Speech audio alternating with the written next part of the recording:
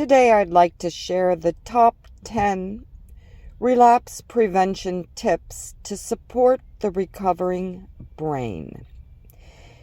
This is offered freely and can be accessed through the Academy of Addiction and Mental Health Nutrition.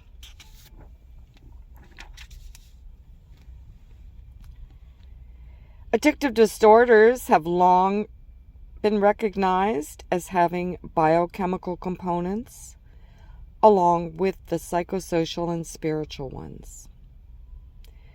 Thus, we have found that supporting the recovery brain with food and supplements helps to prevent cravings and recurrent use and allows for a more robust engagement in the work of recovery. Sometimes other physiological issues or illnesses are present, which need to be identified and addressed for recovery to progress more smoothly.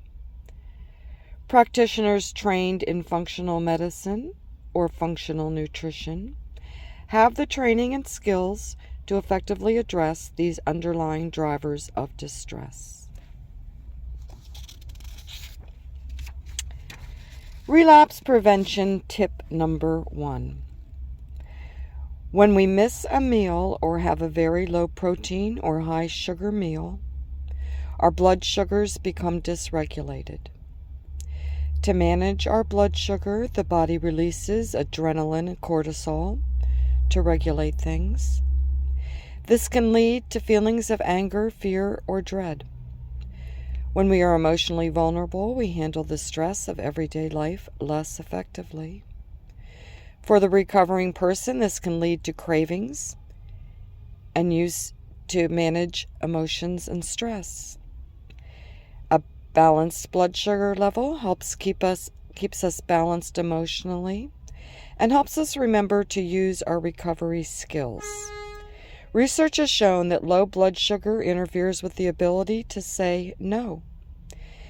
It's good to eat at least 15 to 20 grams of protein every 3 to 4 hours, along with fruits and vegetables in order to maintain good blood sugar levels and keep our brains well fed. Relapse prevention tip number 2. We recommend that you eat a minimum of 15 to 20 grams of protein every 3 to 4 hours. This equals 60 to 80 grams per day. Petite women may be able to get away with 40 grams a day, especially if their blood type is not O. O's seem to need more animal protein for optimal health. Tall, robust bodybuilders need much more. 3 eggs equals about 21 grams. A half a cup of cottage cheese is about 20 grams, as is a piece of fish or meat about the size of your palm. Protein is so important because the body uses it to make skin, enzymes, blood, and muscles, along with brain chemicals that help us cope with stress. If we don't eat enough protein over time, the brain cannot make enough of these crucial chemicals, and we will start to crave our drug or behavior of choice. Our blood sugar is also more likely to drop too low, and low blood sugar interferes with our ability to remember to use our recovery skills when a stressor hits. Relapse prevention tip number 3.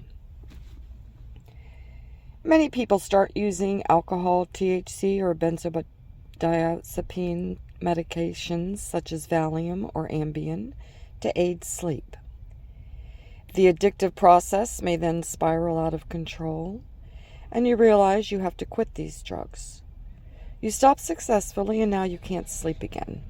Does that sound familiar? This doesn't happen to everyone, but may happen to some people. One reason for this is that the sleep-promoting neurotransmitters, such as serotonin or GABA, are now even more depleted than they were when you first started using. Over-the-counter amino acids, such as GABA, L-tryptophan, and theanine, may be very helpful here to rebuild and support these pathways. These amino acids usually work within 20 minutes and are anti-addictive, because they build neurotransmitter systems rather than depleting them. So over time, you need less and less to get the same effect, rather than more and more. Symptoms of low GABA are different than low serotonin, so be sure to reach out for more information. Relapse prevention tip number 4. Research indicates that women tend to have increased cravings and slips premenstrually. We also tend to shoplift and get arrested more frequently during that time of month. There are at least 2 biochemical reasons for this. Serotonin drops near the end of the cycle as estrogen drops, and blood sugar becomes even more dysregulated. Therefore, eating protein every 3 to 4 hours, rather than every 4 hours, helps, as does using the amino acid 5-HTP or tryptophan during that high-risk period. If you are on an SSRI or MAO inhibitor, ask a knowledgeable practitioner for help. We recommend identifying PMS as a potentially high-risk time for you and seeking extra support along with the previous suggestions. Relapse prevention tip number 5. Sometimes people have increased cravings following illness, pain, and periods of high stress. This can be because illness and stress eat up key nutrients in the brain, leading to a depletion of the neurotransmitters, which help us cope with stress and stave off cravings. So making sure you eat nutritious food, adding in a good multivitamin, along with fish oil, and taking amino acids to rebuild these all-important neurotransmitters can be very helpful. Relapse prevention tip number 6. Fatigue and general tiredness may lead to a craving for sugar and stimulants in susceptible people. Fatigue has a number of different causes, requiring different solutions. A functional medicine doctor or a level 2 coach from the Academy of Addiction and Mental Health Nutrition may help you figure it out. It may be not enough sleep, not regular eating nutritious foods, leading to a deficiency in our energizing neurotransmitters. The amino acid ElTyrosine can be very helpful here, along with improving your diet and eating protein every 4 hours. A lack of omega-3 fatty acids from good egg yolks, walnuts, flax seeds, wild game, cold water fish. Eating more of these foods and taking fish oil supplements can start making a difference within 3 days. Low thyroid function. According to functional medicine experts, your TSH should be no higher than 2. Hashimoto's thyroiditis, an autoimmune thyroid disorder that tends to be underidentified because it is rarely tested for. And then there's adrenal distress. Adaptogenic herbs such as rhodiola and ginseng can be very helpful here and are restorative rather than habit-forming. There is also chronic infection such as toxic mold, Lyme disease, and post-COVID. Low free testosterone in men may be a cause. Many men who are on long-term opioid users have low testosterone. This may also occur in men with very low cholesterol, in those who are overweight, and in those who are older or have nutrient deficiencies. Checking total testosterone is not enough. Free testosterone must be checked as well, along with some other markers. Post-acute withdrawal from opioids. Many people have cravings for their opioid drugs a few weeks after they have stopped due to profound fatigue. This fatigue is due to depletion of the catecholamine neurotransmitters, along with endorphin depletion. The amino acid ElTyrosine is very helpful here to rebuild the catecholamine neurotransmitters and significantly reduce fatigue. Relapse prevention tip number 7. Lifetime social anxiety often drives the desire for alcohol and/or THC. Learning how to relax and enjoy social interactions without these substances can be challenging for people in recovery.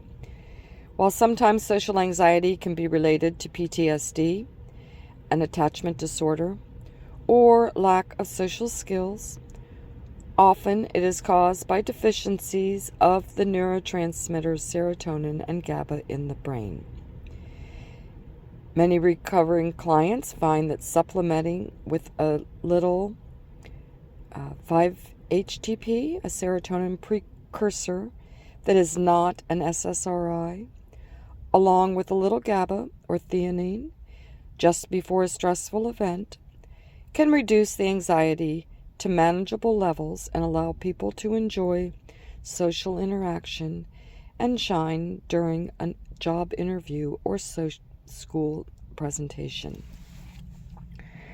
Please remember that amino acids are anti-addictive because they rebuild your neurotransmitters such that over time you can take less and less to get the same effect rather than more and more. Relapse prevention tip number 8. Many people in recovery find parties, holidays, and celebrations to be high risk.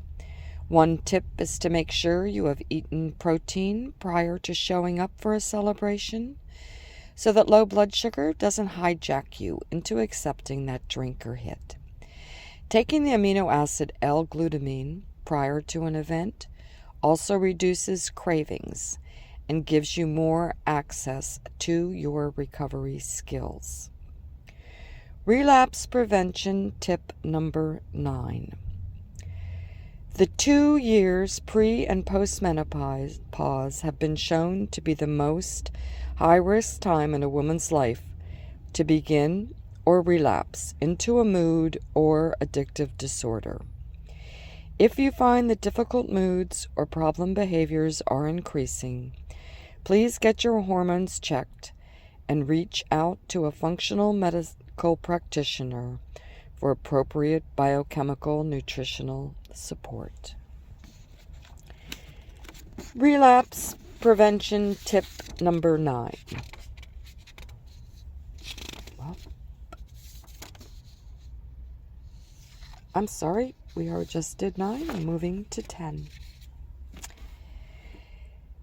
Many people don't like hearing this, but sugar is also an addictive drug. It can be quite easy for someone in early recovery to switch addictions to sugar and caffeine, and we see this all the time in the rooms because it is so very available and tastes and feels so good. This is because our neurotransmitters are very depleted, and once we stop our addictive behaviors or substance, and the brain is screaming for relief, sugar temporarily may bring that relief, but it may set us up for craving our previous substances and leads to erratic mood and energy swings, along with weight gain and other metabolic issues. Rebuilding our neurotransmitters with the right amino acids from the beginning, eating nutritious food with lots of protein, and keeping blood sugar balanced reduces cravings for sugar and can lead to a much more serene recovery process.